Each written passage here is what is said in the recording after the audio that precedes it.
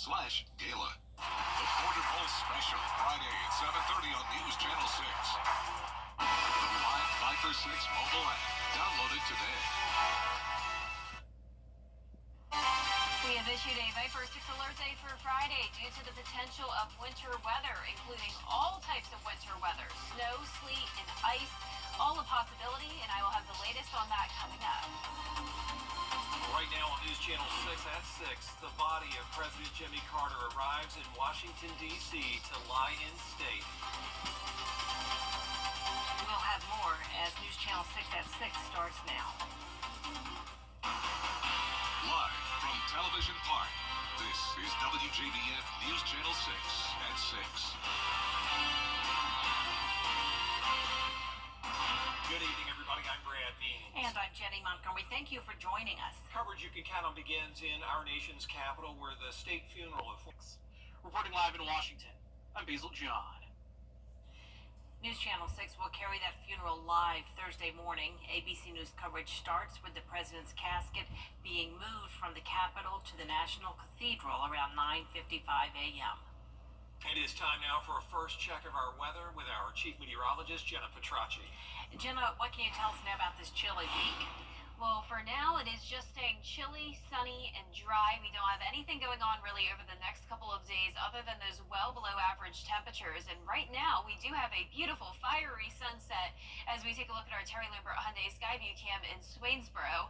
Today, we started out very cold, low of 24 degrees in Augusta, putting us 11 degrees below average. And our high today was also 11 degrees below average, only making it to 48 degrees. So we struggled to even get to the 50-degree mark today across the entire CSRA. Upper 30s already in Barnwell, 41 in Allendale, Bamberg at 44, 42 in Sylvania. Temperatures will drop off quickly now that the sun has gone down. 44 in Gibson, 43 in Edgefield. So get ready for a cold and very dry night. We have dew points only in the low 20s across the area with winds very light. So every time that we have clear skies and calm winds, that is radiational cooling going on, and that means it will get cold fast tonight, falling all the way down into those low 20s and even some upper teens possible. So the good news, though, the trade-off here is that at least we don't have a harsh wind chill tomorrow like we had this morning. The winds were still very gusty at this time yesterday. Now we have high pressure and control keeping the winds calm, a little bit of cloud cover down to the south of us, but we will stay clear tonight. We're going all the way down to below freezing by the 9 o'clock hour, upper 20s in the forecast by 10 p.m. Now, as we look ahead here, sunny and bone dry Wednesday and Thursday with those frigid mornings. Then it will be just as cold Friday morning, so well below freezing. And at that point, we will have more moisture moving in, and that could produce not only rain, but also a winter mix. Once again, we do have a Viper 6 alert day in effect all day Friday, and I will have the latest on that coming up in the full Viper 6 forecast. But back to you.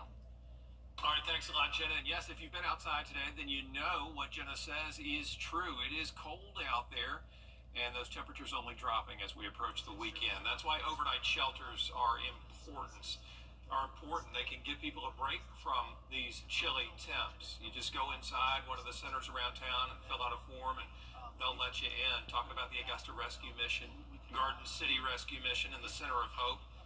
Local nonprofits doing their part to help others. It's extremely important for us because we realize that there are limited spaces that people can stay when the weather is this bad.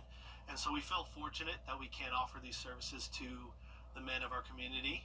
But equally, we hope that, we can all, give them opportunity. At May Park, we're a warming shelter during our business hours, which is Monday through Thursday, 9:30 to 8, Friday, 9:30 to 6, and Saturdays 12 to 4. So anyone can come in, and if they're too cold, they can warm up and come sit in the gym. We got chairs in the lobby also. We have information on these shelters and centers and how you can get transportation to them on our website, WJBF.com. A new year brings a new look to the Augusta Commission. 2 new members and a new mayor pro tem. George Escala has the story.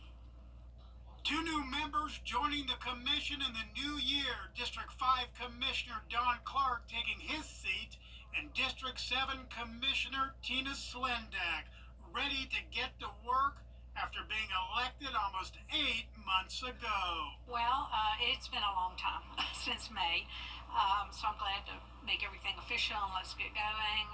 We've got some important things coming up. The first important thing, the election of a new mayor pro tem, Commissioner Wayne Guilfoyle and Alvin Mason nominated. Mason getting 5 votes, while Guilfoyle getting 7, one more than needed to win the position. I'm glad that he is going to be here for the 2 years to serve as mayor pro tem.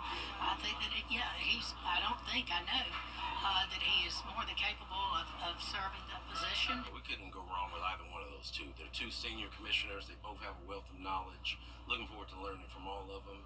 Mason missed 6 months last year following back surgery, but told commissioners it was more than that. His heart stopped beating after the operation. On June 20th at 11:58 late that evening, Lena, I passed out. I coded. I flatlined. I was totally unresponsive for 45 minutes. Mason says he is recovering and feels able to serve again on the commission as it gets down to work in 2025. In Augusta, George Escala, WJBF, News Channel 6. Glad to see Commissioner Mason on the mend there. One person is dead after a shooting in Augusta. Here's what we know happened about 1:30 this afternoon on Walker Street. When investigators got there, they found a man who'd been shot at least once. They took him to the hospital and he was pronounced dead there. No information on a suspect, and we do not know that victim's name. Coming up, Aiken County's new sheriff is officially sworn in. We're going to hear about his plans for the department and the county as News Channel 6 at 6 continues. Stephen A. Smith on Cuomo. Hi. If you're not ready for a new work truck, we have many professionals that can keep your work trucks or vans running smoothly at great rates. Learn more at southeastpromaster.com, Facebook, or Instagram. Attention, this is a once-in-a-lifetime opportunity at our Interiors Market store. We are moving across the street to join Weinberger's Furniture, and everything in this building must go. Get jaw-dropping deals on pennies on the dollar. Hurry, supplies are limited, and these deals will go fast. Join us at Interiors Market for this epic liquidation sale. Get here quick for the best deals. New tonight, the interim superintendent for Richmond County Schools is officially on the job. Dr. Melinda Cobb was sworn in during a ceremony this afternoon. For the past 3 years, she has served on the superintendent's cabinet. Cobb takes over for Dr. Kenneth Bradshaw, who resigned at the end of 2024. Along with Cobb, the 4 newly elected board members were also sworn in. Aiken County has a brand new sheriff, Marty Sawyer, sworn in Tuesday afternoon. He spent the past month leading up to his start, getting ready for the transition. He's finalized his command staff. He's met with local leaders to talk about his plans and find out about their needs. So far, they're 100% behind us. Money is something we have to consider. Like I said in there, we want to be good stewards of taxpayers' money and use it the best way we can, but we also want to put as many people on the street and investigations and dispatch as we can have.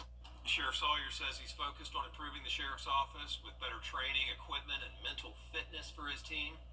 Also plans to boost visibility in rural areas by adjusting patrol schedules. A mixed bag when it comes to predictions for Georgia's economy in 2025. At the University of Georgia Terry College of Business Economic Luncheon today, economists predicted a gradual slowdown, but say it will not last long. Mortgage rates are expected to fall slightly, and the unemployment rate is expected to grow. Overall, experts are predicting a positive year in 2025. Our forecast does call for good economic growth in 2025, although slightly slower. The risk of recession is about 25%, which is lower than it has been in recent years. Our forecast depends on additional easing of monetary policy by the Federal Reserve, a resilient labor market, and Georgia's economic development competence, the build-out of many large projects in our pipeline, and favorable demographic trends with more and more people moving to our state. The risk of recession will decline and job growth will be stronger, with home building and health services having the highest demand. Our chief meteorologist, Jennifer Trotchik, back with us now, keeping an eye on the end of this work week. Yeah, it's definitely going to get interesting as we make it to Friday, but in the meantime, it is just plain cold, sunny and dry for now. Then the Viper 6 alert day will come late Friday morning, continuing throughout the day as we track potential winter weather. I will have the latest on the Futurecast when we return. Channel 6. Weather headlines on News Channel 6, brought to you by Hickson Roofing.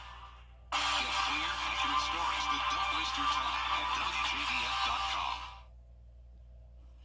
Now, your most accurate forecast with WJBF Live Viper 6. Welcome back. If you think it's cold here, think about how cold it must be up in Erie, Pennsylvania, with snow on the ground and very high winds. As you can tell, the camera is just shaking nonstop here on our Terry Lambert Hyundai Skyview cam up there in Pennsylvania. Snow showers with lake effect snow all across the Northeast and parts of the Midwest. It is dry across the Southeast, so we don't have any snow near us. But look at this blue circle here. We are watching that area of cloudy conditions. That'll eventually turn into a Gulf low, and that could bring us the moisture we need in order to maybe see some snow here in the CSRA. Temperature-wise, they're in the 20s there in Pennsylvania, 24 in Pittsburgh, 30 in New York. For us, still hanging on to the low 40s for now, but we will be dipping into the upper 30s very shortly. The cold air has even pushed down into parts of Florida, 45 in Jacksonville, 50 in Tampa, 50 in Houston, Texas as well. For us, we're seeing the low 40s at this moment, 42 in Crawfordville, 41 in Thompson, 42 in Wrightsville. Edgefield, you're at 42 and 43 in Bamberg. Now, as we go into tomorrow, we will see sunshine throughout the day and luckily some calm winds, so you don't have to worry about a wind chill on top of the cold air tomorrow. It'll be 23 and feeling like 23, and the temperatures dip down even further to 22 on Thursday, then up to 30 on Saturday, which will be a key factor in the forecast there because we could have some places go above freezing, and that will help to limit any winter weather early Saturday morning. But then even into next week, we'll still see a lot of 20s. Now, once temperatures start to get down to around 20 degrees or below it in the teens, that's when it's important to remember to protect your pipes to the best of your ability, especially if you have pipes on the outer portion of your house with not much insulation. It's a good idea to let cold water drip from your faucets and open the kitchen and bathroom cabinets. That will help to prevent those pipes from bursting. Now, Friday, late morning through the evening is when we will likely see the potential of not only widespread rain, but also that winter weather. So we are watching for the possibility of freezing rain and sleet. Highest snow chance will be to the north of I-20. So we are now at the 3 to 5 days out period. That's when we really start to pinpoint, is this snow, sleet, or ice?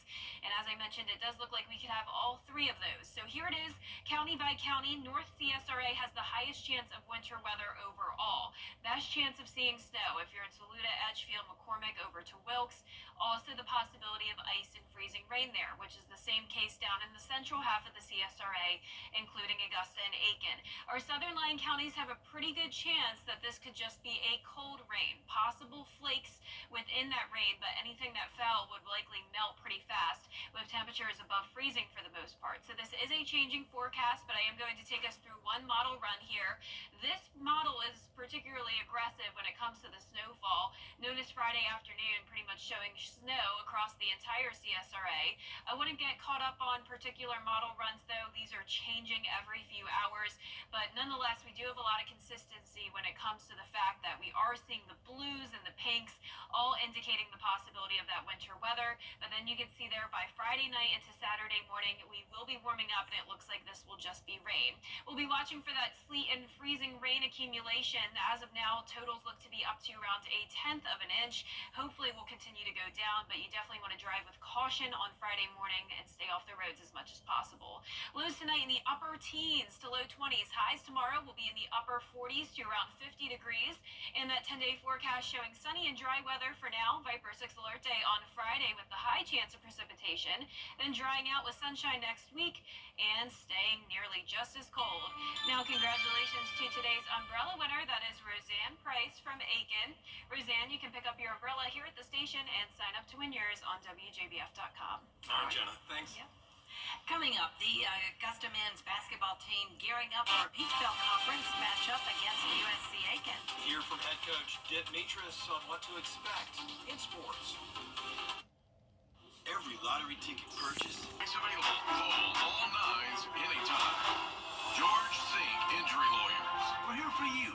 Nights, weekends, 24/7, even holidays. Call all nines anytime to get the help you need whenever you need it. Get George Zink Law Firm on the line for 999. You and me, we're the best of friends, and we'll stay together till the end. For years, Freddie the Forecaster has been a true friend to our community. We're the best of friends. Enter to win your very own Freddie bobblehead today at WJBF.com. Sponsored by Alpha Insurance. What kind of future do you want? The CSRA's favorite news app is now even better with easier access to local news, weather, and streaming video. Download the News Channel 6 mobile app. Now, WJBF sports coverage you can count on. The Augusta men's basketball team will hit the road this weekend to face off against USC Aiken in a Peach Belt Conference matchup. The men are coming off a thrilling 79-75 come-from-behind victory against Columbus State. After going 0-4 to start out the season, the Jaguars are now on an 8-game winning streak. Augusta will rely on their two leading scorers, Dimitri Gardner, who's averaging 23 points per game, and Maximilian Amadison with 18 points per game. From a scoring perspective, we're running on two guys. We still got to be able to score for them a little bit better. In other words, with them kicking out or how they're getting double teams. Now we're still trying to figure that out. And the main thing is we're 2-0 at home in the league, and now we got to go on the road and play 2 games. Tip-off set for Saturday, 3:30 p.m. The women will play the first game of the doubleheader at 1:30. The Clemson women's basketball team was named the USBWA Team of the Week. The Tigers are coming off a victory against second-ranked Cal and an overtime win against the Stanford Cardinal in Littlejohn Coliseum. Loyal McQueen averaged 22 points, 4 assists, and 3 rebounds this week. The Tigers are back in action on Thursday against Virginia. And South Carolina's Ashlyn Watkins is officially out for the remainder of the season. Watkins suffered a torn ACL during their game against Mississippi State. She was second on the team with 6.4 rebounds per game and averaging 7 points through 14 games. South Carolina resumes SEC play with their home opener against Texas A&M on Thursday. And the Georgia men's basketball team hosting the 6th-ranked Kentucky Wildcats tonight. Both teams 12-2 overall. The Bulldogs looking to bounce back from their loss against Ole Miss on Saturday. Kentucky, on the other hand, coming off a 106-100 win over the Florida Gators. Tip-off is set for 7 p.m. And tickets are still on sale for this weekend's Border Bowl. The CSRA's best high school football seniors from Georgia and South Carolina will play at Strom Thurmond. Kickoff is set for Saturday, January 11th at 1 p.m. Tickets are $10 in advance and $15 on game day. Head on over to our website, WJBF.com, for more details. That's it for sports. We'll be back. It's the one thing it Speak for themselves. Hundreds of millions recovered for our clients. Sunny and dry Wednesday and Thursday with cold temperatures down to 22 to 23 degrees in the morning. Then the Viper 6 alert day on Friday as we track rain and potential winter weather. There is a mystery unfolding in the United Kingdom. Take a look at this. A mystery plate of bananas that shows up in a small town in England, always in the early morning, always on the second day of the month. It has about 15 to 20 peeled bananas. As you see, there's no note, no explanation. The bananas just turn up, and people who live nearby aren't really happy about it because the animals don't eat those bananas, and they get moldy after a few days. Some sort I of wonder why the animals don't eat them. ritual. That's what I was wondering. Yeah, one would think. My dog, eats anything. Any animal you would think would pick at it. Sure, but they don't like it. They turn their noses up at it, apparently, in the UK. Pointless bananas. Don't get it. Thanks for watching. We appreciate you. We're back at 7 after World News Tonight. Then we'll see you at 11. Have a great evening.